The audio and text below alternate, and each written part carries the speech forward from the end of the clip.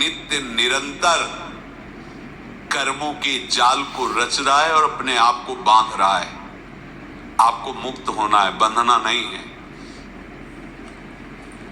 जीव का जन्म कर्मों के अनुबंध से होता है, कर्मों के बंधन से होता है, और उसको अपना ऋण चुकाना होता है।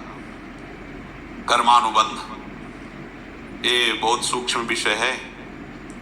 जैसे आप जिस परिवार में जन्म लिए हैं तो उस परिवार के लोगों से आपका ऋण है, इसलिए उसी परिवार में आप आए हैं। और ऋणानुबंध उसको बिना चुकाए या बिना वसूल किए आप वहां से जाएंगे नहीं। आपको लेना है तो वसूल करना है और देना है तो चुकाना है। ये पूर्व के जन्मों से निश्चित किया गया है। जैसे किसी के यहाँ पुत्र हुआ, जन्म से ही पैसा खर्चा शुरू हुआ, जो बड़ा हुआ तो उद्दंडता के द्वारा मार पूरे परिवार को क्लेश पर क्लेश देता चला जा रहा है। ये तुम्हारे कर्म का फल है। या ऐसे शक्तिहीन बुद्धिहीन ऐसे पागल पूरे जीवन सेवा करो, तुमसे अपना हिसाब चुकाने के लिए वो आया है। अब परिवार के जो सदस्य जुड़े आके, पत्नी आते ही पूरी हृदय में आनंद, परिवार में आनंद, और जीवन भर वो आनंद ही सुख देने के लिए उसका जन्म हुआ। वो अपना ऋणानुबंध मुक्त, और आते ही भयंकर क्लेश खड़ा कर दिया, बीच में दीवार और झगड़ा वैसा, फिर अतरे दिन मारपीट शुरू, कलह अशांति, पूरा जीवन नरक हिसाब करने आए।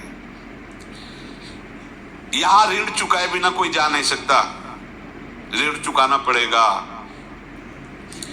किसी का ऋण वसूल करना है तो किसी को ऋण चुकाना है, दोनों काम करने होते हैं। अनेक जन्मों में अनेक लोगों के साथ हमने जो बर्ताव किए हैं, अच्छे या बुरे, वो होंगे। अब किसी आदमी को हम जानते नहीं, अचानक मिला, अचानक टक्कर लगाओ, मार पीट गाली गुप्ता सब कर दिया, चुपचाप सह लो। क्यों?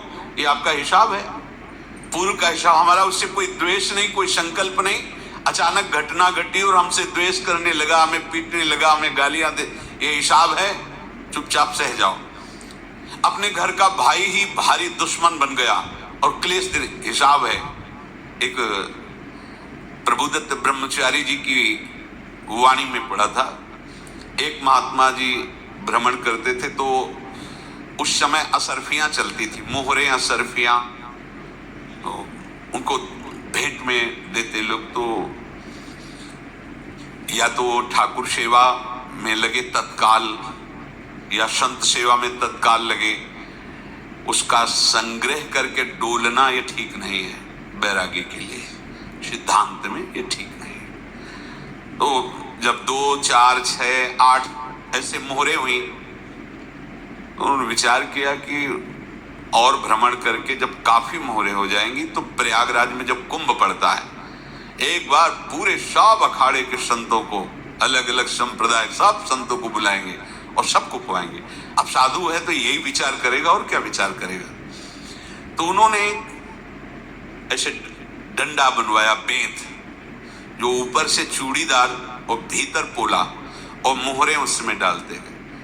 और भ्रमण, जहां जहां श्रद्धालु भगत सबके यहां जाना और इच्छा रखना कि एक मोहर तो दे दे दक्षिणा में। कामना कोई भी हो वो बांधती ही है, ध्यान रखना।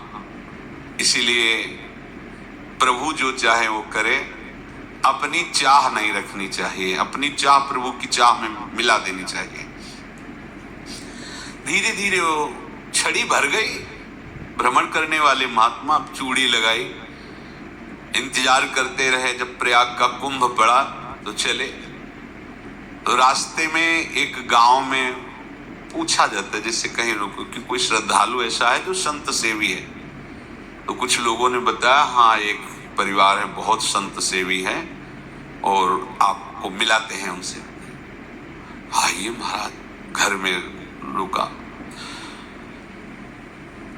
खूब अच्छा हलवा पूड़ी पवाया, और जो घर के मालिक थे चरण दबाए।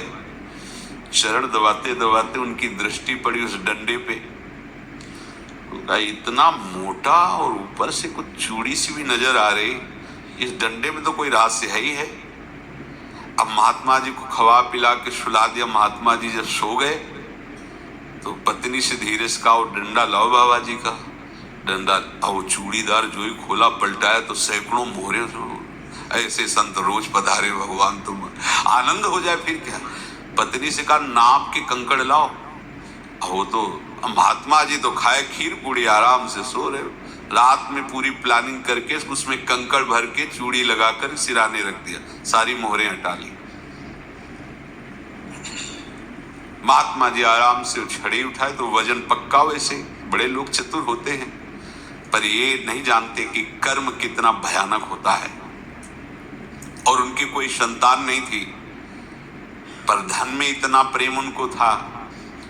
बहुत सावधान रहे। साधु महात्माओं के पास जो अर्थ है, गृहस्थी अगर आता वहीं से है, पर अगर उसको जोर जबरदस्ती या किसी छल कपट से, तो वो उसका विनाश ही करता है। आज तक का प्रमाण है। अब उनको ये भाव पता नहीं होगा, या पता होगा तो लोभ के कारण वो उसको मान नहीं पाए होंगे। महात्मा जी गए प्रयाग में, किसी अखाड़े पर रुके और वहां प्रार्थना की कि कल जो है संपूर्ण अखाड़ों का निमंत्रण किया जाए और सब संतों को भोग पवाया जाए और उनको दक्षिणा भी दी जाए। महंत ने सोचा कि बहुत बड़ा है तो उत्सव है, क्योंकि प्रयाग में कितने हजारों संत महात्मा सब। उनका महाराज, बोरों इसमें चीनी और तीनों घी लगेगा, सब व्यवस्था। बोले आप मंगाए, एक एक हिसाब हम करेंगे, हमारे पास सब व्यवस्था है। बोले कुछ तो पहले दे दो, वो इकट्ठे देंगे हम। उनको था कि अगर हम छड़ी खोला और दो चार मोहरे दी, किसी को पता लग गया तो गड़बड़ हो सकती। बोले हम भंडारे के समय आखिरी में सब कुछ आपको दे देंगे। ठीक है। वो अपने पास से पैसे लगाकर खूब जितना सामग्री सब लाए, लाखों की, और सब संतों को निमंत्रण कर दिया। संत जन निमंत्रित हो गए, भंडारा बन रहा है। तब वहां के महंत है और उनका देखो भंडारा भी बन रहा है, संतों को निमंत्रण। अब आप अर्थ की व्यवस्था कीजिए, क्योंकि इतनी बड़ी हमारी सामर्थ्य नहीं थी जितना हमने किसी तरह हमने व्यवस्था की। अब मुझे अर्थ चाहिए, तभी आगे की व्यवस्था बढ़ेगी। संतों को दक्षिणा देंगे और जिनसे अर्थ लिया उनको दे। देखो रसोई बन गई है सब। उनका छत में विश्वास नहीं तो अभी चूड़ी खोली। उनको तो था ना कि मोहरे हैं, कंकड़। तो जैसे कितना उनको सदमा लगा होगा। हजारों संतों का निमंत्रण, रसोई बन, मतलब संत हो के छल कपट। तो उनका महाराज आपने तो हमारा नाश कर दिया, जो महंत थे। अब बताओ रसोई बन गई, संत निमंत्रित हो गए, आप ये कंकड़ दिखा रहे हैं हमको। आपने तो हमें बर्बाद कर दिया। हमारी इतनी सामर्थ्य नहीं थी, आप पहले बता देते। संत होकर ऐसा छल कपट। अब वो बोले तो क्या बोले, क्योंकि उनको पता था कि मोहरे हैं इसमें। अंदर से उनका चिंतन गया उसी सेठ के पास, अच्छा ऐसा धोखा हमारे साथ किया, भोगोगे तुम। ये जो निकलता है ना भोगोगे, ये अकाट्य होता है। क्योंकि किसी का भी हृदय, मान लो किसी भी जीव जंतु को आप कष्ट दें और उसका हृदय आह भर जाए, तो वो आह वज्र की लेख तुम्हें भोगना पड़ेगा। वो देखो भीष्म जी को भोगना पड़ रहा है ना। सांप को ऐसे धनुष की नोक से उठाया और बंबूल के कांटों के ऊपर फेंक दिया, कई दिन तक छेदा हुआ, वो आह भर करके मरा। तो आपको 6 महीने बाणों की सैया पर आह किसी की ना लेना जिंदगी। कोई ऐसा कोई आह भर करके कह दिया तुम समर्थ हो, हम तो कुछ कर नहीं सकते, और अंदर से दुखी, फिर तुम्हारी सामर्थ्य काम नहीं करेगी, मिट्टी में मिला देगी। फिर ये तो संत थे और भगवत आराधना के लिए, संत आराधना के लिए ही ऐसा किए हुए थे। अब इनका कैसे मुंह दिखाएं, अब क्या करें। सुबह संत जन आएंगे, सबके बीच में हमारी कि देखो इन्होंने, अब क्या करें। गए और संगम में जाके छलांग लगाई, अपने प्राण त्याग दिए।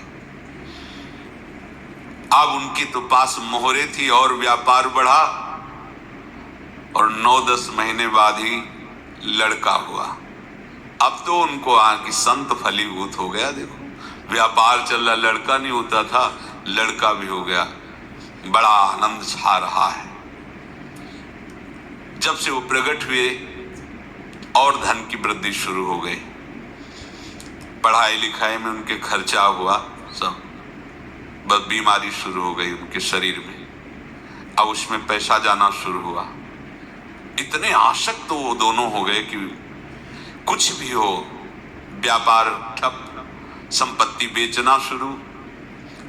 तो उन्होंने कहा कि बेटा मैं क्या कर सकता हूं तुम्हारे लिए? बोले हमारी अंतिम इच्छा है प्रयाग चलो, और जितने प्रयाग में संत महात्मा सबको एक बार भंडारा करवाओ। हमारी इच्छा अंतिम है, क्योंकि अंतिम यही इच्छा थी। बोले अब ज्यादा संपत्ति तो नहीं रह गई। तो बोले घर बेच दो, मेरे लिए ही तो है, बेच दो। मुझे लगता मैं बचूंगा नहीं, पर मेरी अंतिम इच्छा पूर्ण कर दो। घर बेच दिया, जेवर बेच दी। वहां गए, जब संत सेवा की तो बोले मुझे संगम तक ले चलो। संगम तक ले गए और बोले समझे तुम चुराए थे और हमने उसको छीना है, कुछ नहीं रह गया तेरे पास कुछ, अब केवल ममता और आसक्ति में जलकर मर और नर्क प्राप्त कर। मैं वही महात्मा हूं जिसकी तूने मोहरे ली थी। शरीर छोड़